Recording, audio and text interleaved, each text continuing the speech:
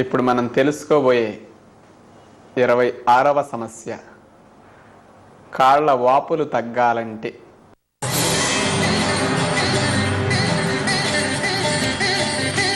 చివరి భాగాలైన పాదాల్లో, కాళ్ళ భాగాల్లో చాలామందికి నీరు పట్టి కాళ్ళు వాస్తూ ఉంటాయి. కాళ్ళ వాపులు ఉన్నది లేదు ఎలా చూసుకుంటాం?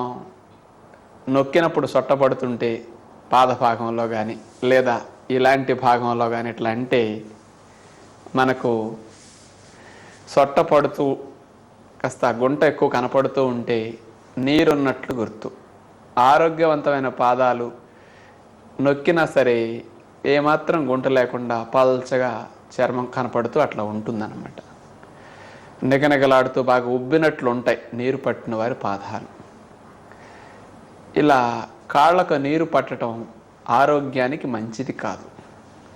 అందుకని అలా నీరు పట్టిన వారు డాక్టర్లు ఏం చెప్తారంటే, నీరు ఎక్కువ తాకండి, నీరు పడుతున్నది, కాస్త దిండు ఎత్తుపెట్టి పడుకోండి, ఈ మాత్రలు వేసుకోండి అని ఇస్తూ ఉంటారు. దిండెత్తు పెట్టి పడుకున్నందువల్ల అక్కడ నీరు ఇటు వస్తుంది తప్ప మళ్ళా కాళ్ళు దింపితే అక్కడికి వెళ్ళి వాస్తుంది. అది శాశ్వత పరిష్కారం కాదు, ఏదో టెంపరీగా అక్కడ వాపు తగ్గడం కోసమే తప్ప చివరి భాగాల్లో వాపులు మాత్రం పర్మనెంట్గా పోవు దానికి. నెక్స్ట్ మనకి నీరు బయటికి ఎక్కువ వెళ్ళక నిలవండి వాపులు వచ్చాయి కాబట్టి నీటిని బయటికి పంపించి వాపులు తగ్గించే ప్రయత్నంలో మందులు కొన్ని వాడతారు. డైరుటిక్స్ అని మందులు ఉంటుంటాయి. అవి మన శరీరంలో ఎక్కువైన నీటిని మూత్రం ద్వారా బయటికి వెళ్ళేటట్టుగా ఆ మందులు ప్రేరణ కలిగిస్తాయి. సహజంగా మన శరీరంలో ఎక్కువైనప్పుడు నీరు కిడ్నీలు ఆ నీటిని బ్యాలెన్స్ చేయడం కోసం ఎక్కువ నీటిని మూత్రంలో కిడ్నీలు పంపించినప్పుడు ఉపయోగపడే వాటిని వదిలేసి పనికిరాని వేస్ట్ని మూత్రంలో పెట్టి పంపిస్తాయి. కానీ ఒంటిలో నీరు ఎక్కువ ఉంది, పాదాల్లో నీరుందని మాత్ర వేసుకునేటప్పుడు మరి కిడ్నీలు వాటంతటే పంపించట్లా, మందు కారణం చేత మూత్రంగా బయటకు వస్తుంది అనమాట.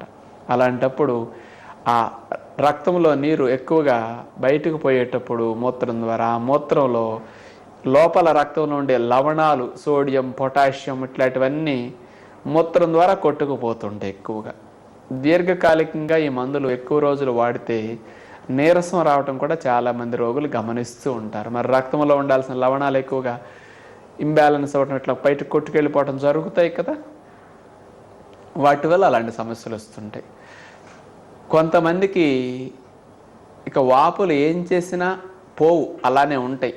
ఆ కేసులు ఏవంటే, హార్ట్ బాగా పంపింగ్ ఎఫెక్ట్ అయ్యి అంటే గుండె సరిగా పంపింగ్ చేయని కేసుల్లో, లివర్ ఫెయిల్ అయ్యి లివర్ సిర్రోసిస్ లాంటి సమస్యలు వచ్చినప్పుడు, కిడ్నీలు ఫెయిల్ అయినప్పుడు, ఇలాంటి మొండి సమస్యల్లో కాళ్ళు వాపులు సహజంగా వస్తుంటాయి. అవి ఎంత మాత్రం వేసినప్పటికీ కొంత నీరు తగ్గుతుంది తప్ప సొట్టలు పడుతూనే ఉంటాయి.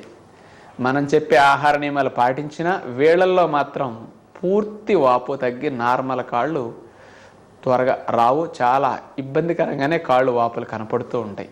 ఏదో 90%, 80% రిలీఫ్ వస్తే రావచ్చు తప్ప ఎంతో కొంత వాపు ఉంటుంది. మరి ఇలాంటి కాళ్ళు వాపులు ముఖ్యంగా ఎందుకు వస్తాయంటే, గుండెకు దగ్గరగా ఉన్న భాగాల్లో రక్త ప్రసరణ ముందు బాగా స్పీడ్గా జరుగుతుంది, గుండె చివరి భాగాల్లో రక్త ప్రసరణ లేటుగా ప్రయాణం జరుగుతుందన్నమాట. కాళ్ళు శరీరంలో చివరి భాగాలుగా చెప్పుకోవచ్చు. అందుకని రక్తం దిగుతుంది గుండె పంపింగ్ చేసినందువల్ల. కిందకి దిగిన రక్తం మళ్ళీ పైకి ఎక్కాలి. ఎక్కాలంటే కాళ్ళల్లో ఏదన్నా గుండె ఇంకోటి ఉందా మనకి? మరి నీళ్ల మోటార్ తిరిగింది అనుకోండి, నీళ్లను పైకి చిమ్ముతుంది, ట్యాంక్ పైకి ఎక్కుతాయి. మరి మనకి గుండె ఎక్కడుంది? మోటార్ ఇది పంపు చేస్తున్నది, పైకి ఎక్కింది. మరి కిందకి రక్తం వెళ్ళింది కదా, మరి కిందకి దిగిన రక్తాన్ని మరి పైకి ఎవరు తిరిగి తీసుకొస్తున్నారు? మరి కింద పంపింగ్ చేసేది ఎవరు? మరి ఆలోచించండి ఒకసారి. మన పిక్కలలో కండరాలు, సెకండ్ హార్ట్ అంటారు వాటిని. ఆ కండరాల కదలికలే రక్తాన్ని పంప్ చేస్తాయి పైకి. అందుకని గుండె రక్తాన్ని కిందకు చిమ్ముతుంది, మళ్ళీ కిందకి వెళ్ళిన రక్తాన్ని కాళ్ళల్లో ఉండే కండరాలన్నీ చక్కగా సెకండ్ హార్ట్ లాగా పంప్ చేస్తూ పైకి నడిపిస్తాయి. ఎవరైతే బాగా నడుస్తారో, పని చేస్తారో, తిరుగుతూ ఉంటారో, కదలికలు చేస్తూ ఉంటారో కాళ్ళల్లో, ఆ కండరాల సంకోచ వ్యాకోచాలు బాగా ఉండి ఈ కదలికల వల్ల రక్తం పైకి పంప్ చేయబడుతూ అక్కడ నీరు డిపాజిట్ కాకుండా, స్ట్రెయిన్ లేకుండా ఫ్రీగా అనిపిస్తాయి కాళ్ళల్లో. ఎవరిలో అయితే కాళ్ళు ఇలాగే వేలాడేసి కూర్చుని అసలు రోజు ఉద్యోగం, ఇల్లు, కూర్చోవటమే తప్ప కార్లు, వాహనాలు, నడకుండదు, తిరిగేది ఉండదు, అసలు వ్యాయామాలు ఉండవు, అలాంటి వారిలో ఈ కండరాలు వీక్ అవుతాయి రాను రాను వయసు పెరిగే కొన్ని. అందుకని కిందకు వచ్చిన రక్తాన్ని తిరిగి పైకి పంప్ చేసే స్తోమతను కోల్పోతాయి. అందుచేత కిందకి వెళుతుంది, రక్తం పైకి వెళ్ళదు సరిగా. అందుకని అక్కడ ఆ భాగాల్లో, కణాల్లో ఈ నీరు రక్త ప్రసరణ సరిగా జరగనందువల్ల లవణాలు అవన్నీ నిలవ ఉండి ఎక్కువ నీటిని పేర్చబెట్టి అక్కడే డిపాజిట్ అయ్యి వాపులు వస్తూ ఉంటాయి అన్నమాట. మన శరీరంలో ఎప్పుడైనా ఇట్లా ఎక్కువ నీరు పేరుకున్నా, కాళ్ళు వాసిన, డాక్టర్లు మందులు ఇస్తూ మూత్రం బయటికి వెళ్ళటానికి వాటితో పాటు ఆహారంలో ఉప్పుని మజ్జిగన్నంలో మానేసేయండి, కూరల్లో కూడా ఏదో కొద్దిగా వేసుకు తినండి, నిలవ పచ్చళ్ళు మానేయండి అని సలహా ఇస్తారు. మీరు ఎన్ని మందులు వేసినా ఉప్పు విషయంలో జాగ్రత్త పడకపోతే ఆ మందులు పని చేయవు అని అర్థం ఇక్కడ. ఎందుకంటే ఉప్పుకున్న గుణం ఏమిటి? 1 గ్రాము ఉప్పు సుమారు 80-90 గ్రాముల నీటిని ఆకర్షిస్తుంది. అంటే 1 గ్రాము ఉప్పు లోపల నిలవ ఉందనుకోండి, దానికి తోడు 80-90 గ్రాముల నీరుంటే తప్ప ఆ ఉప్పు ఒట్టిగా నిలవ ఉండదు. దాని గుణం అది. నీటిని ఆకర్షించే గుణం ఉప్పుకున్నది అనమాట. అందుచేతనే మీరు పొట్లకాయ ముక్కలు, బీరకాయ, సొరకాయ ముక్కలు ఎప్పుడన్నా కోసినప్పుడు కూర చేసుకునే ముందు అంత నీరుంటే కూరకు బాగోదు కాబట్టి ఆ ముక్కల పైన ఉప్పు జల్లేస్తే నీరు చూడండి ఆటోమేటిక్గా ముక్కల లోపల నుంచి బయటికి ఎలా వస్తుంది. ఆ ఉప్పుకి నీటిని ఆకర్షించే గుణం ఉంది, అందుకని లోపల నీటిని బయటికి లాగేస్తుంది. అలాంటి ఉప్పు మనలో ఎక్కువ ఉంది అనుకోండి, రక్త ప్రసరణ సరిగా జరగని వారికి, శ్రమ చేయని వారికి మూత్రం రూపంలో, చెమట రూపంలో సరిగా బయటికి పోక నిలవ ఉంటుంది. ఆ నిలవ నొప్పి ఇంకా ఎక్కువ నీటిని నిలవ చేసి వాపులకి కారణం అవుతూ ఉంటుందన్నమాట.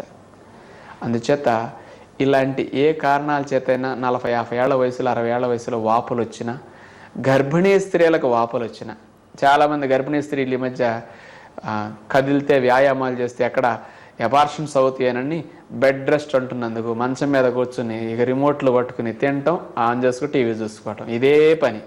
ఇక వంగటం లేదు, మెట్లు ఎక్కడం లేదు, బరువులు మోయటం లేదు, పని చేయటం లేదు, అడుగు తీసి అడుగు పెట్టడం లేదు. అందుకని మొత్తానికి కాళ్ళు ఇంతలా స్తంభాల్లా వాచిపోయి ఉంటాయి. ఇక ఏ గర్భిణీ స్త్రీని చూసిన అలాగే ఉంటున్నాయి కాబట్టి అందరికీ ఏమనిపిస్తుంది? గర్భిణీలకి కాళ్ళు వాయటం సహజం అంటున్నారు. మీరు కూడా ఎందుకు బాధపడలేదు? గర్భిణీగా మీ కాళ్ళు వాస్తే అందరికీ వాసినాయి కాబట్టి నలుగురితో నారాయణ, ఇంకెందుకు బాధ? అసలు వాయటం రోగము. ఆరోగ్యవంతమైన గర్భిణీకి కాళ్ళు వాయవు. అసలు సరైన ఆహార నియమాలు పాటిస్తే అసలు లక్షణం అది కాదు. అందరితో కంపేర్ చేస్తున్నాం కాదు. ఇలా ఎవరికైనా వాపులు వస్తే దిండి పెట్టుకోవటం టెంపరీ రిలీఫ్ అంటే పరిష్కారం కాదు. అక్కడ వాపుని కాస్త కిందకు జరపడానికి. అందుకని ఇక్కడ మందులతో వాపు తగ్గే ప్రక్రియ మీరు చేస్తున్నారు. మందులు లేకుండా వాపు తగ్గించుకోవాలంటే మంచి నీళ్లు త్రాగండి బాగానే. డాక్టర్లు నీళ్ళు వద్దన్నారు కదా అనొచ్చు. కిడ్నీలు ఫెయిల్ అయిన వారు, హార్ట్ డ్యామేజ్ అయిన వారు, లివర్ సిర్రోసిస్ లాంటి సమస్యలు, ఇట్లాంటి వారు నీళ్లు తాగకూడదు. డాక్టర్లు చెప్పినట్టే త్రాగాలి. ఇతరులు మాత్రం నీళ్లను త్రాగండి. నీరు బాగా త్రాగి మూత్రం పోస్తుంటే ఈ నీళ్లు లోపల ఉన్న పనికిరాని ఎక్కువ ఉన్న సాల్ట్ని పట్టుకుని మూత్రం రూపంలో బయటికి వెళ్ళిపోతూ వాటర్ని తీసుకెళ్తుంది అనమాట. ఉప్పును తీసుకెళ్తే ఉప్పుకు తోడు నీరు కూడా బయటకు వచ్చేస్తుంది. అందుకని నీళ్లు త్రాగటం వాపులు తగ్గించడానికి ఒక మంచి మార్గం. ఇక్కడ మనం నీళ్లు పేరుకునే నీళ్లు తాగపోవటం కాదు. ఇక్కడ నీళ్లు త్రాగితే అక్కడ సాల్ట్ డిపాజిట్స్ బయటకు వెళుతూ అక్కడ పేరుకున్న నీటిని కూడా తీసుకెళ్తాయి అనమాట. మంచినీళ్ళు 4 లీటర్లు 5 లీటర్లు తాగండి, మీకు వాపులు తగ్గుతాయి, ప్లస్ ఫ్రీగా ఉంటుంది సిస్టమ్ కూడా. నెక్స్ట్ రెండోది, ఉప్పుని మానగలిగితే మనం చెప్పేటట్టు వంటలు